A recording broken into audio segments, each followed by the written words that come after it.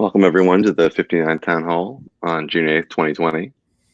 I'm Chris, and give me 1 second here. Looks like the first person presenting will be Carrie from People Ops. Go right ahead, Carrie. Sweet. Okay, cool. So this is just a quick hiring update from me today. We're really excited. We've just found an awesome candidate for our senior product design architect role. So we're currently finalizing contracts with him, and I should be able to give you a new announcement on the next town hall. So watch this space. Just highlighted here in green, we have just kicked off the hiring process for a brand new finance manager. And this is a new role that will sit alongside Danny and Jason. And the idea is that this person works on things like financial analysis, controlling, accounting. This has been a really popular job post. We've had hundreds of applications. So I'm really busy just screening these right now with Jason. And we're doing the first round of interviews this week. On the research side, as ever, our search for both the protocol engineer and distributed networking engineer to work on VAC are ongoing. As ever, if you have any referrals, I'd love to hear them. There's also an S&T bonus if you make any successful placements, so do let me know. And not mentioned here, but potentially on deck in the near future, is that we're looking to maybe hire some legal support for the team. We currently make use of external legal vendors for advice, but I think the time is looking right to get someone on the team that can really help us advise on day-to-day things like legal considerations for new product launches, like navigating App Store terms and conditions, those kind of things. So that's still TBC, but we'll let you know as soon as that search gets going. And that's really it for me. Yep, thank you. Thank you, Carrie. That was very quick. All right, let's see. Next is Andre with... and Hester as well, doing core updates. Good morning, everyone. So last couple weeks, we finally got a release cut done for keycard integration. We know you've all been excited to get keycard in your hands, and it'll be coming very, very, very soon. The QA team is very happy with what we're shipping, and so are we. So watch this space. As for planned releases, 1.4 keycard and notifications, both are Android only. I believe we've talked about publicly why that is, but I'm happy to answer any questions about it later if you'd like. 1.4.1 is going to be bug fixes. We're going to do a quick in-between polish release, and then 1.5 is going to be images, mentions, and emoji reactions. Yeah, let me go ahead and move to what's next at a bit more of a high level, as I think it explains a bit more about our rationale for the order of releasing features. If you want to stay tuned, there's a weekly post on Discuss on product planning updates that gives you the latest on what the roadmap looks like based on actual activity going on in GitHub. Aside from that, let's say the three focus areas are first up, making status I would say normal in a way, making it on par with other messaging services. And that means when you open the app and you figure out you can't send images, or you're not getting notifications, or you can't tag anyone as you might do on Telegram, it makes it seem like the app is not on par with other messaging apps that you're used to. So that's definitely an area of focus, so that when you use the app, it feels just as good, but better on other levels than other messengers. Then next to that, we want to improve retention. We've struggled with figuring out the best way to offer notifications in a way that still preserves privacy, and we can get into that, I believe, during the Q&A as well. Notifications are key to improving retention. If you open the app, that's not the end of your experience, or if you close the app after. We want to be able to at least let you know that something is happening whenever you receive a message, and also make that experience worthwhile. This is why we're also looking into sound effects and things like that for when you get a notification, but also when you have activities going on in the app. And then a third pillar, I would say, so making status normal on par with other messengers, making sure that you get notifications when you're offline, not using actively using the app. And then the third aspect there is making it easier and more appealing to join status. And in that regard, you should think of a referral program, which we're actively working on, but also things like a starter pack. How do you get your first crypto? And ways of doing that through a referral program. How do you invite people into an existing or from an existing group chat on another messaging platform into a group chat on status? So those are things we're looking at in these like 3 buckets. And then aside from that, there's more what I would consider baseline features, which is like making status like on par with other messengers, but a little bit more let's say, beyond that scope, but still in line with other messengers. So URL handling, how do we inform people that they are leaving status and what the security risks are related to that? Sounds something I mentioned, but also sending audio messages, disappearing messages, anonymous messages. There's a lot more feature work coming out in the future, near term, I would say. That we're focusing on now. That's it for the core update. Thanks very much. Very fun updates there. All right, looks like we're doing infrastructure and security with Jakob. Hey. Yeah, only infrastructure this time around. Carrie isn't available. So some new fleets up. So we have a new NIM Waku fleet, which is supposed to be testing the implementation of Waku protocol and NIM. That should be interesting. Is it possibly a replacement for the current status quo nodes in the future? We have a bare metal host for Nimbus beacon node benchmarks, because any virtual machines or instances in the cloud usually would be affected by other on the same host, so you need a bare metal one. We also have a new host for pinning sticker pack images. There's automation in the works for doing that whenever people submit and get accepted their sticker packs, so we don't lose them. There's been also 2 presentations on Nix, on the basics and on how Nix is used in status. So if you're interested in that, there's a video and a PDF. And there's also going to be a blog post essentially giving you an intro into that and linking as well. There's been some updates in the documentation in addition to the presentations, some improvements in node modules, and resolving of Maven dependencies even further. We're also working on collecting more advanced metrics on how many users are retained and they don't just install the app and disappear. And I've been doing some work on the back end of our Elasticsearch to essentially collect data on peer IDs, which are anonymous. They just are essentially identifiers of the unique installations of the app.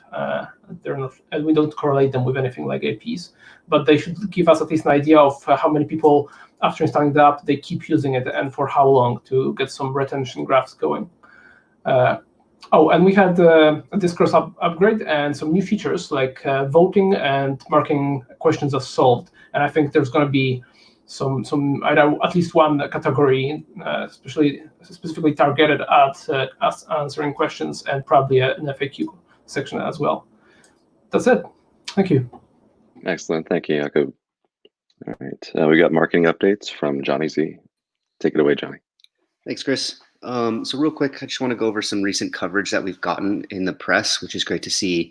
And kudos to Corey and Zahari and Jacek, who've been great working with journalists. So we've been covered in Decrypt magazine quite often.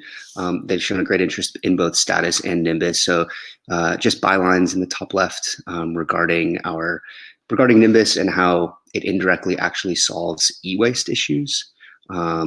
Zahari had a great art interview with one of the Cointelegraph reporters about Nimbus, and Jacek as well. So it's great to see our coverage being picked up quite a bit. Next slide, please.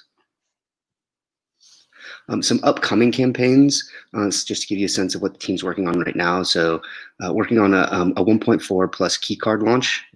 It's a pretty big campaign. Looking forward to getting that out the door. So as soon as the product is released, we'll get that going. And I'll run through in the next slide a bit of a process of what timing looks like. Also working on a 1.5 campaign to showcase those features, along with a principles campaign. Ricardo's helping us out with a pretty cool dApp, more to come on that, so stay tuned. And then finally, once the referral program is ready and we've defined the mechanics around that, we're going to have a really, really big launch for that feature, and then that will coincide with a go-to-market strategy that we're working on right now for Latin America, specifically in Brazil and Argentina. We've identified those two markets as high opportunity regions for us. So we've done a bunch of market research over the past few weeks. We're defining strategies, aligning partners in the area, and really excited for that. So a lot to come on that one. So stay tuned. And next slide. And just so the product team, you all have been working very, very fast, pushing out features at a crazy rate. So I just wanted to give you guys a bit of an overview as to what the marketing team does to try and keep up with you. And also try and explain why just because a feature is ready, it may not be ready to launch or go into a release. So a look at what we do. First and foremost, the first phase is obviously planning. So recently we're working with Andre and Hester just to stay up to date on what features are ready, what features are in the pipeline, and then which release they'll be in. And we're starting to, I guess, cherry pick which features go into those release. Just because they're ready, once again, doesn't mean that they'll go into the release, and I'll explain them why. So then we will scale the release. And I don't really like this term, but we will define the marketability of certain features and the impact they'll have on the campaign itself. So what we're doing now is we're tiering our campaign, so to speak. So a tier 1 campaign, for example, will include everything. It's kind of like our go-to-market strategy in Argentina, which will coincide with the referral program. And this is, PR, both mainstream and industry press coverage, localized communications for region-specific marketing. We'll have global campaigns for our global target. We'll produce social material for social campaign. We'll work with Alec and Simon on our programmatic. We'll have boots on the ground, local work. We'll activate our ambassadors. And because of the scale of this, we typically do 2 to 3 per year, and the lead time is around 3 to 4 months of planning and production time. A tier 2 campaign is slightly scaled back. We do want to gain as much coverage, so PR, both mainstream and industry, will typically roll out global communications, social, programmatic, and ambassadors. So I guess like the localized work is not as prevalent here because it just takes a bit longer to activate. And these are, we'll do more, like maybe once a quarter, maybe more, so 4 to 5. And then we'll typically need 2 to 3 months planning. And then a tier 3 is slightly smaller. So this will be like the 1.5 release. We still will work with our PR team. We'll typically aim for industry press coverage, and we'll roll out social content. So once again, it's scaled back because we're typically working on the tier 2 and tier 1s. So once we've defined the scale of the work, we will then work on product positioning. So in the case of Keycard, we'll figure out how we position that in the market, how we write about it, what does the communication look like, what does our social content look like, what does the copy on the website look like, how do we position this to best target, to best explain the feature to our audience. Define the product positioning. Once we've got that, then we will move into production of our bill of materials. So that includes our social content, any landing page material or landing page content we need to create, material for ads and programmatic ad spend. We'll write the press release in conjunction with our PR team, and then we'll produce a suite of materials for our community to use.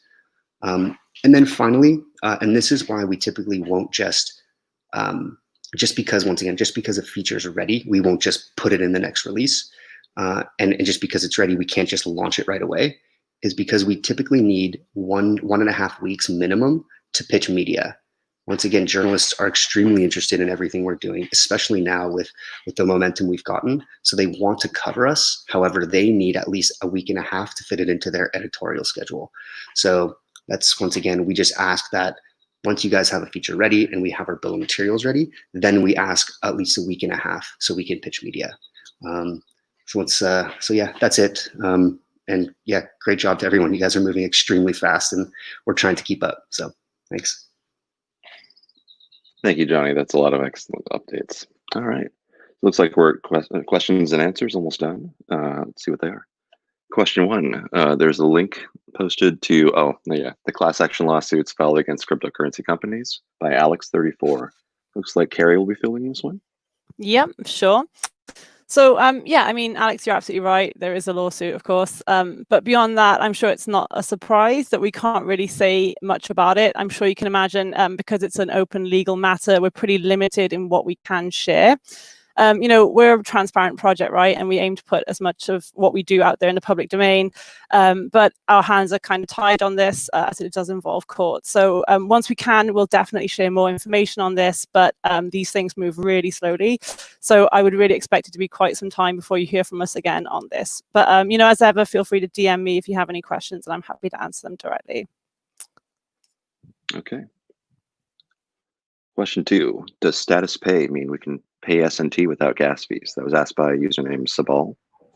Looks like Guy Louis will be answering this. Yeah, I can answer that. So I want to explain what is status pay and then answer the question. Status pay is the name of this project. We are starting now to build a layer 2 infrastructure that's going to do a couple of things. It's going to provide scalability and speed for payments.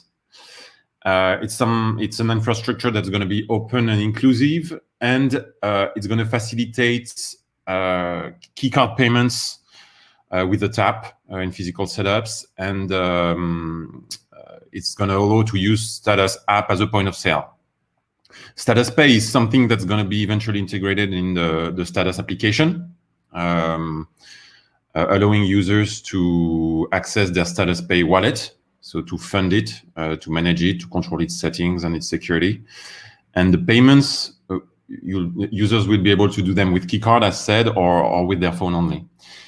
So that's something we're kicking out now. And to answer precisely the question, with regards to how the gas payments will be handled in this architecture, we are still discussing that. So I cannot be precise on an answer here and who will pay the gas needed in the system.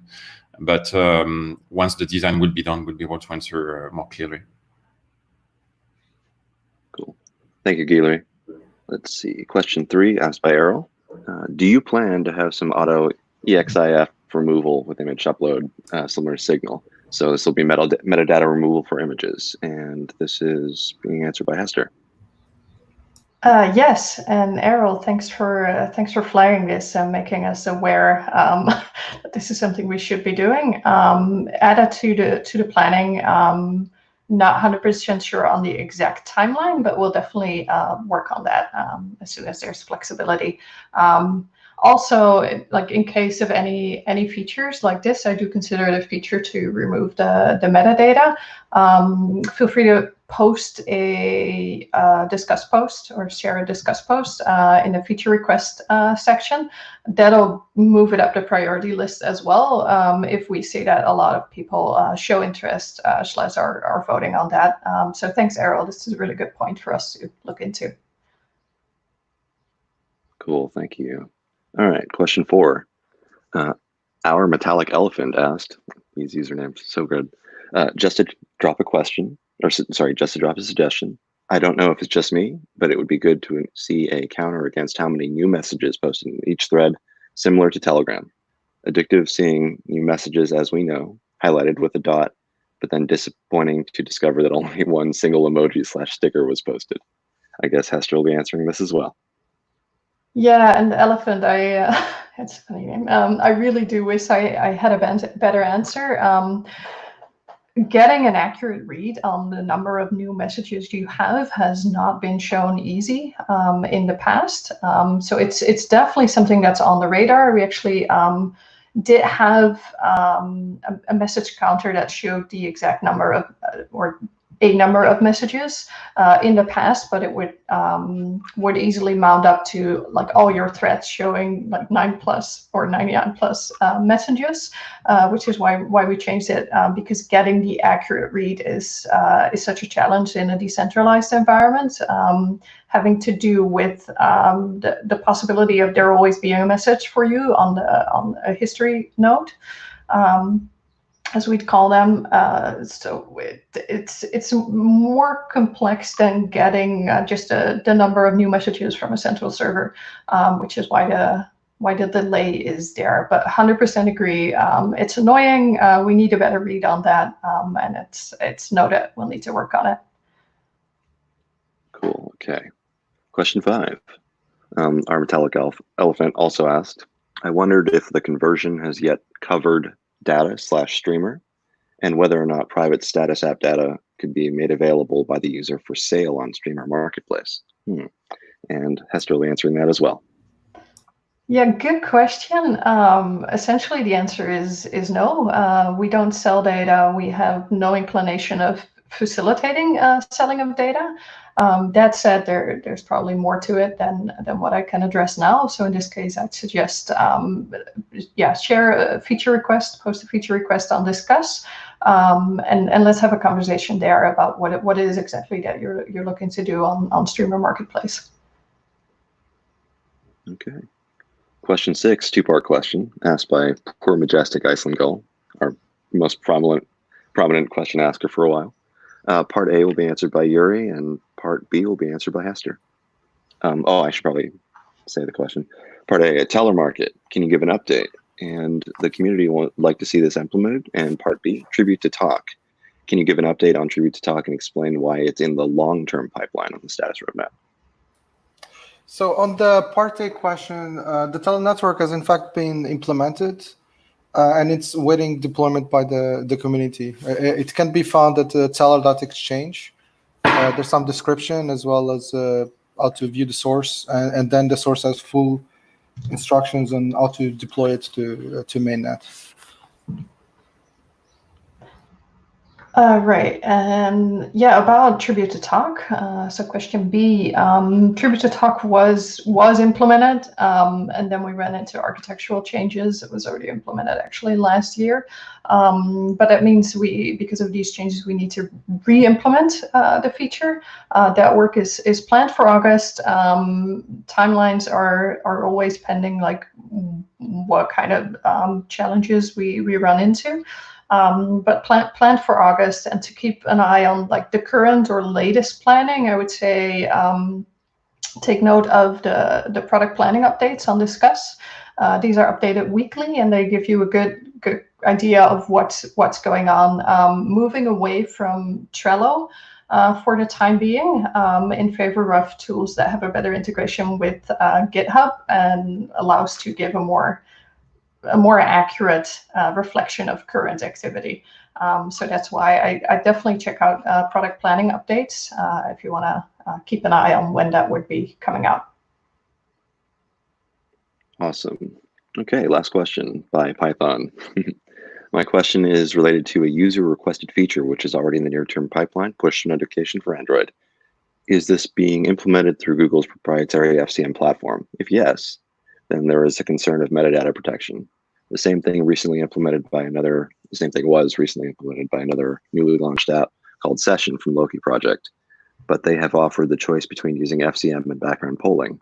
What do you guys think to a new project called Android Open Push, which was sponsored by the German Federal Ministry of Education and Research through the Prototype Fund program? I remember this question. It's been asked, I guess, at least 2 town halls ago. So I guess it's coming back, and this will be answered by Hester. Yeah, very fair question. So no, the current implementation does not use Firebase Cloud Messaging. This is actually one of the reasons why we removed a past implementation of notifications, because it was using Firebase. The current implementation involves a foreground service that makes it so that the app stays in the background and a local notification is displayed when something happens. which, like, a concern there would be, what does that do for battery consumption? We tested that out, and that all seems quite minimal, which is why we're favoring this local notification service. And then with regards to Android Open Push, it actually becomes irrelevant to us because we use this local notification service. Actually got some input from Yenda, our core contributor on this, who can explain a lot more about it. So if you go on to discuss or in the channels and ask more questions, or if you want to know more about how these notifications actually work, you can go to #support or #status for more like further in-depth explanations. But definitely we do not use FCM. Excellent. Thank you, Hester. And thank you to all core contributors for all the information. Thank you for all the questions. And thank you all for joining and listening to this town hall. The next town hall will be on June 22nd. Hope you have a great day.